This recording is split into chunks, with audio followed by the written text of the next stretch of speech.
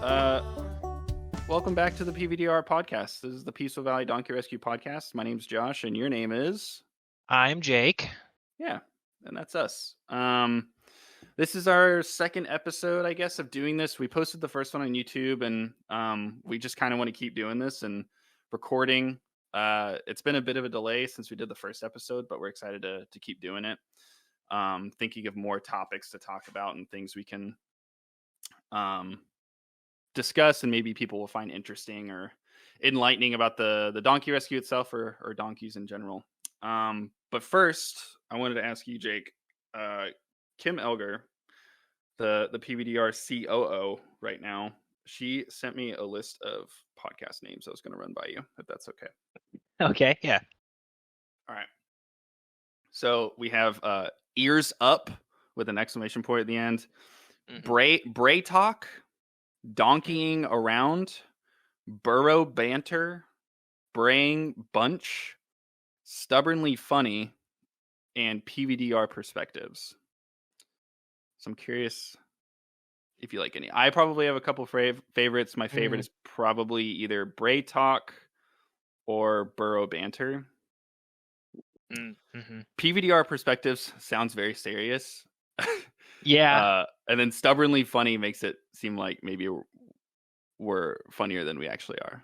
Well, I mean, okay, so some of them are comical all in their own way. I feel like it's kind of hard to walk a line there because I don't think we're going to be talking anything too serious, but we're obviously not we're not cracking wise here, you know. It's pretty serious, but talking donkeys. So yeah, I don't know. I'll have to think about that. I'll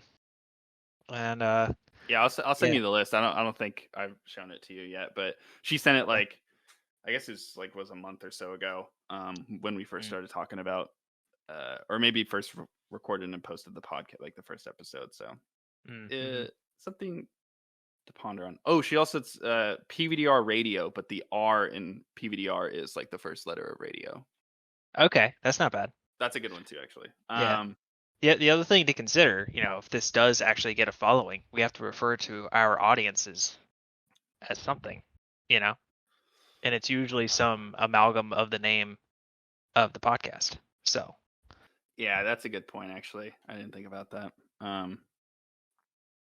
That's something we'll also put on the to-do list. Mm-hmm. Yeah, busy. It's just, you know, tasks just keep stacking up here. Yeah, I know. The podcast is already overwhelming Jake and I. Yeah, but I mean, I guess since this is probably going to go on YouTube, we can take advantage of that and just say if there's any ideas, just throw them in the comments, you know? Yeah, for sure. But yeah, so this week, or on this episode, I should say, I think Jake and I wanted to talk about, again, something kind of from the beginning of the Donkey Rescue, back when it started in 2000, when we became an official nonprofit known as the Peaceful Valley Donkey Rescue. Last time we talked a little bit about those beginnings and how we grew from there. But something kind of fun that we did to really promote and get the word out about the Donkey Rescue, mostly in the early days, just to our local community, was something called Donkey Days. And so it definitely had different variations of the name, but Donkey Days was something that I think Mark and Amy, our parents, came up with as a open house sort of idea where we would make the ranch open to people from the public. And it was always generally open if people wanted to come take a tour, come check out what we were doing. We were always happy to oblige, I think. But this is more promoted and talked about. And we really tried to get people to get interested in coming out to the Donkey Rescue to see what we were doing, see what our mission was, see the progress we had made, and, potentially donate to the cause, and also just, get awareness out. And so Donkey Days, that's what we came up with, and that's what we did. So again, yeah, the other thing is this was early 2000s. So everyone's like, oh yeah, so you promoted it, right? You put it on you posted on your Twitter and your Facebooks, and it's we put up flyers at the local feed store. Mm-hmm. And I'm pretty sure I put it on a bulletin board at my school. Yeah, no, quite literally, it was very grassroots in terms of promoting this. And yeah, just kind of telling people that we already knew, our friends and family, to come by. But yeah, I texted our mom, Amy, and asked, like, it's so hard to think back like that far. Like, asked about, like, just a reminder on like the dates and what we were calling it. And I guess the very first one was called Meet the Donkeys. And I feel like I remember it very vividly Yeah. because I might be completely wrong, but I remember it like pouring rain outside, and it was like that may have been the first or second one that we did, but it was like pouring rain outside. Only a few people were able to come because it was like such terrible weather. Um and yeah, like very humble beginnings for the Donkey Days. But yeah, Jake, what do you think, like, I don't know. I kind of talked about the purpose behind it, but like, Right. tell me more about, like, yeah, what do you think we were trying to do kind of with those events, and kind of like what effect were we going for maybe? Yeah. So I mean, obviously at this point, mom and dad had been doing the rescue for a while, right? Like at least like a year or so. Um, and obviously we were feeding donkeys, and we were doing the whole thing. So that was just kind of how life was. And I think at first I was like, so let me get this straight. We're just gonna have like a bunch of people come out, and they're just gonna like look at the donkeys, and they're like, yeah. I was like, oh, okay, that's weird, but Yeah. whatever works. I just remember that was kind of like how it felt. Like everyone just kind of came because back in the day, we had the house, and there's like a little hill, and at the bottom of that hill was where all the donkeys were.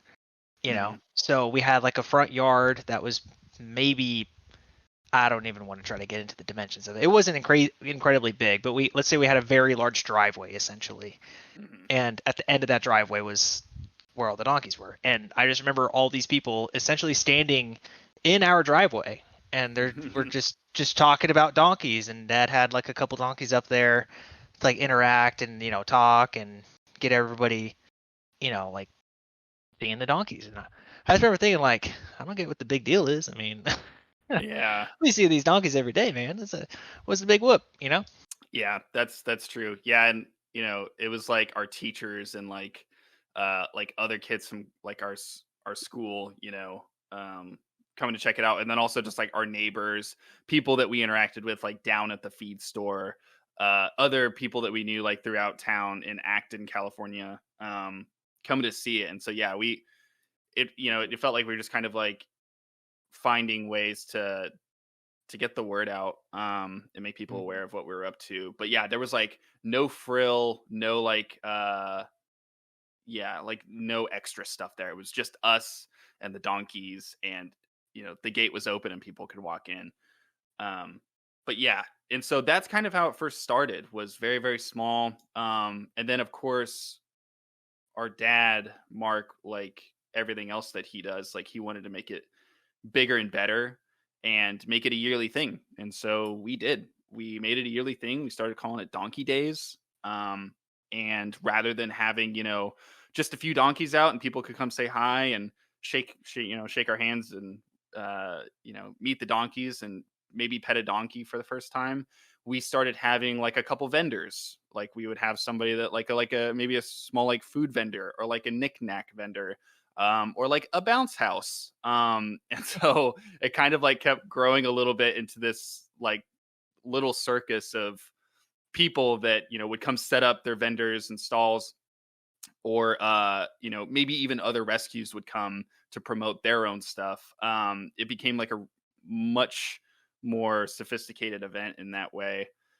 And we also did a lot of competitions. Do you remember those competitions? I remember them vividly. Many childhood moments were forged in the crucible that were the Donkey Days Yeah. games. Yeah. Oh yeah, go ahead. Well, I was going to say, tell us a little bit about what those events were, because I remember a couple, but I was going to see which ones you remember specifically. So there's two that I definitely remember. Well, okay, I remember a lot of them, but the two that I remember I participated in actually had nothing to do with donkeys.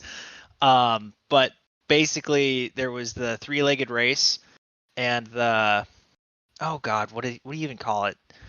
The jump, like you get inside of a sack and you hop, you know, Yeah, it's like um, I like don't know. It's probably has a really obvious name. It's like a sack race or something. But yeah, it's like basically that's a yeah, three-legged. that sounds right. It's like a three-legged race. With using a potato sack like to Yeah. bind It, the 2 feet in the middle. Yeah. well, and of course, like, we don't have potatoes, but we do have, a bunch of bags of like donkey feed from Yeah, we feeding didn't the like go donkeys. out and buy sacks for this. Like we Yeah. like went to like the trash, Well, like yeah, to for pick like out like a two couple like weeks, for yeah, like 2 weeks exactly. leading up to it, we would just not throw away the bags that we use for the donkey feed, and then, oh great, yeah, now we have that for this three-legged race where we're gonna have a bunch of people climbing, or the sack race to climb into. Yeah. And then the other one that you're maybe about to mention that I'm thinking of is like I don't remember what it's called, but I think it was called a flapjack race. That sounds familiar. Do you know what I'm talking about? Let me explain. Yeah, you Uh, please do. so essentially, I think Dad. I'm sure Dad came up with this because who else? But you were given a donkey that has like a very light pack saddle on it. Of course, like one of our rescue donkeys, and the contestants would have to lead the donkey like a certain amount of distance with a lead rope.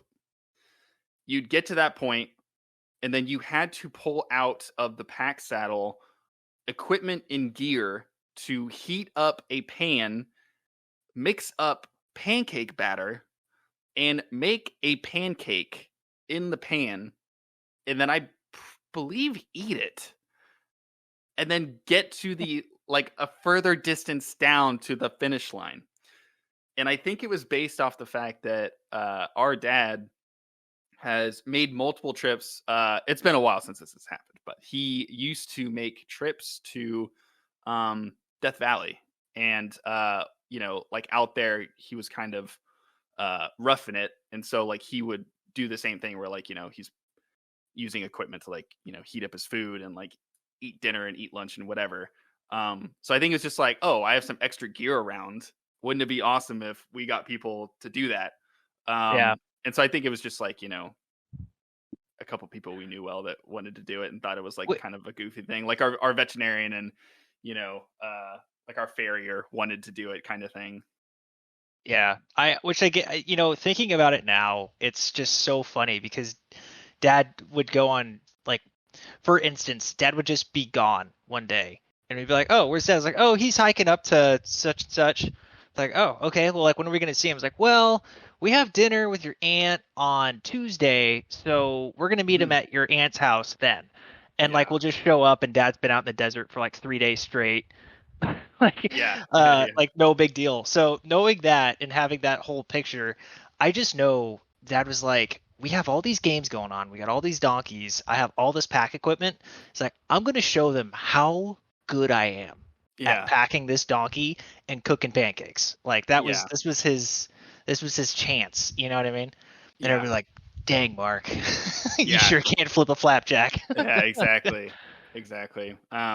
Yeah, and like with all kind of like the silliness of some of it, like it was all really pointed back to getting people aware about the rescue, and we've made lifelong, like donkey friends, and like donors and trustee members through those events. And from the very early days of the donkey rescue, the donkey days event kind of grew a little bit each year, and of course the focus always went back to like how do we get more people aware of the issues that donkeys are dealing with, and like you know always trying to find a way to make it help donkeys in the end. And I think we were really successful. Mm, Like I mentioned, like a lot of people that were attracted to those events early on, like they're still with us today, which is really cool. And they've seen like me and Jake go from two kids running around like helping set up a potato sack race to like now sitting on the board of trustees with them, and yeah. being part of the organization. Um, but yeah, so like that event kind of continued to grow over the years, like I've said, and as the rescue grew and became more branched out across the country, I think in general the events were harder to do, harder to plan, because we had we had different major locations, and it was also it's just a huge like resource draw Yeah. on everyone, not like money wise, because most of the vendors, most of the people that would come to these donkey days were doing it for free or for like really low rates, because they were really excited about what we were doing. But yeah, it just takes a lot of time and patience that can be used rescuing donkeys or like fundraising directly with potential donors and stuff. Yeah. Well, especially because we did it for a few years in Acton, and then I think we did it once or twice once we moved to Tehachapi. Mhm. And that was when, that's when like Dad started getting a lot of calls that were like way out into Texas, so that's when the trips, driving, 2 days there, 2 days back in a truck with a trailer full of donkeys, like that's when that really started to happen. And once that happened, it's like Dad does not have time to be planning donkey days and coordinating with all these people.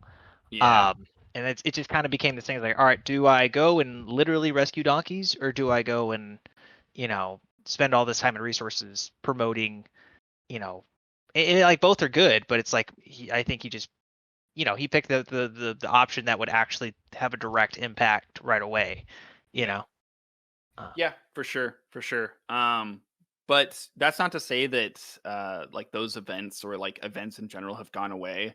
Very much the opposite. Now that we have our central location, we have an east location and a west location, each of those sanctuaries are doing their own events now, and they're kind of all throughout the year. We still do lots of events tailored towards like big tour groups, or like coming from schools or from like different organizations to come out. We're doing lots of like educational things where we're bringing people out, teaching them proper ways to handle a donkey, and how to feed a donkey, and how to assess the hooves of a donkey. So we still do lots of events, and I think even in the east location we still do. I feel so terrible. I can't even remember like exactly what we call it, but like we're still doing Oh tons yeah, of we events. called it it was Dogtoberfest, wasn't it? Yeah, Donktoberfest. That's what I was trying to think of. Another great donkey related name for a thing. Yeah. But yeah, so we still do tons of events. But yeah, the reason we wanted to talk about this for this podcast is because those early days of the donkey days were really special, and like I still can like see the posters in my mind of promoting those things, and like showing friends at school what we were doing, and like asking my teacher if they could mention something about it like at the end of class one day. And like I think donkey days, at least at the central location, went like even when I was in college, like going to Angelo State University in San Angelo. Because I remember putting posters up like around my college about it, and like telling my other friends about it. Yeah. And I remember it specifically because at that point we had a really good donkey mascot costume. Um, and I remember it was like June or July. I was in college. We were doing the Donkey Days event, and this actually, I think, Jake, was when you were in basic training in Fort Lee. No, not Fort Lee. In Oklahoma. Yeah. Oklahoma. Fort That's right. Sill. Fort Sill. Fort Sill. That's right. Yeah. That's why you weren't there. So it might have been like very early college for me. Mm. But I remember telling my dad, I was like, I'll do the mascot. I'll just do the mascot all day. And it got so hot in that thing. Like Ricardo was my handler. Ricardo's my very, very good friend all throughout high school. And whenever you're in a mascot costume, you kind of need somebody to walk along with you to make sure nobody's like Yeah. trying to grab the tail on the the costume, or like do anything to like mess with you, because you can't see in the head. Like once you have the donkey head on, it's really heavy, it's really hot in there. You're just trying to survive. You're in survival mode. You're not really noticing like kids like trying to kick you or like throw rocks at you. Not to say that happened, but you turn a corner and like there's a bunch of people thinking you're a pinata. You're standing there with a bunch of sticks. You need to have someone who's got your back because you ain't fighting your way out of there with a donkey costume. Yeah, exactly. So yeah, yeah. We ended up like taking turns because it was so hot out. Like every 30 minutes, we had to go back inside, sit in front of like an air conditioned unit, and just like you would take off the outfit, and there's like bits of donkey mascot costume fur stuck to your skin because it's so dang hot out.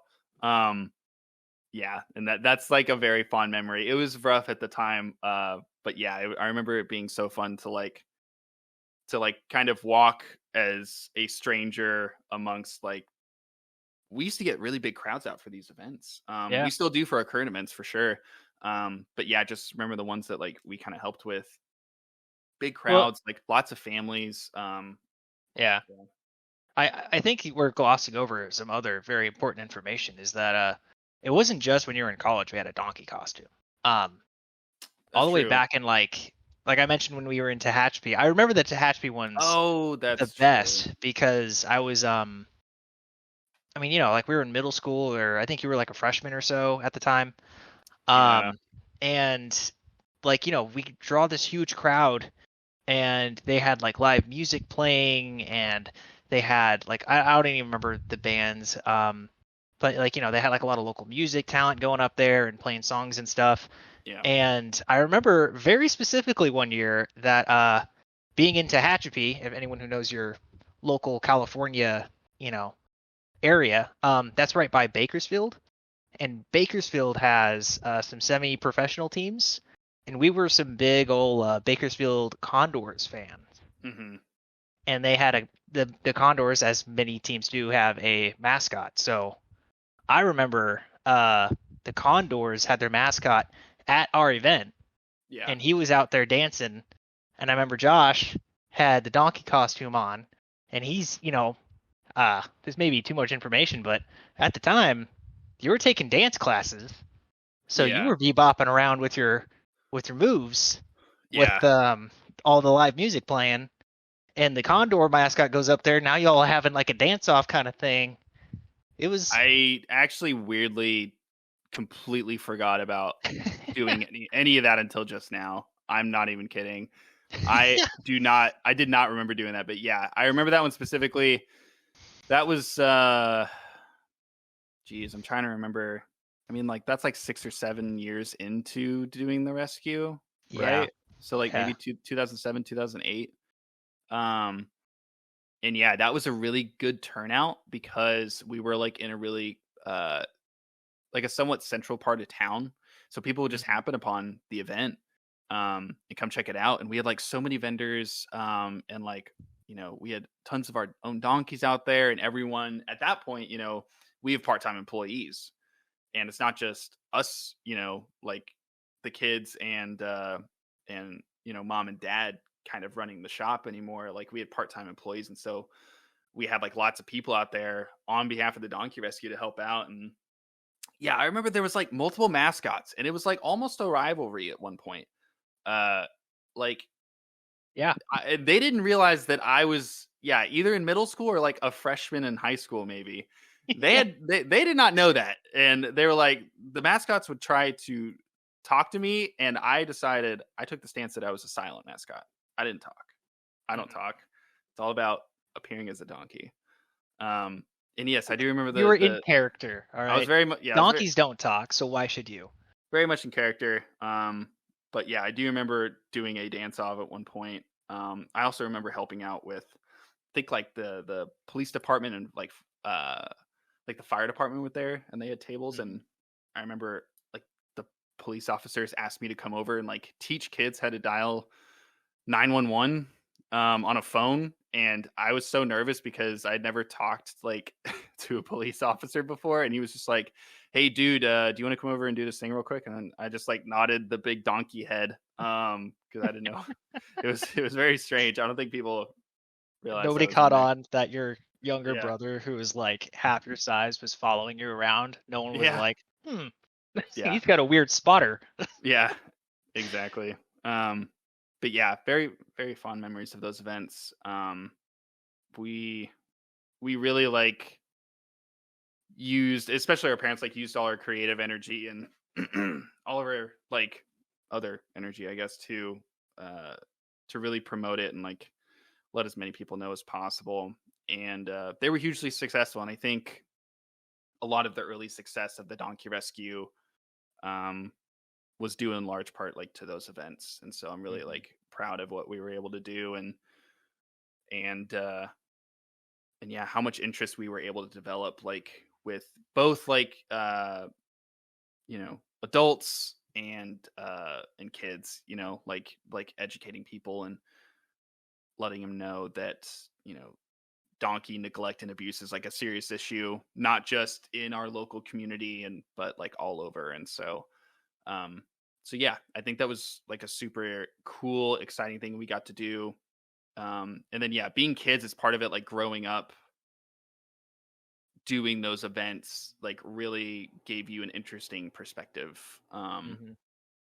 Because yeah, most kids definitely don't get to do stuff like that. Yeah, I think that's kind of all I wanted to talk about for the Donkey Days. I think we kind of covered everything. Like I mentioned, we still do tons of event these days.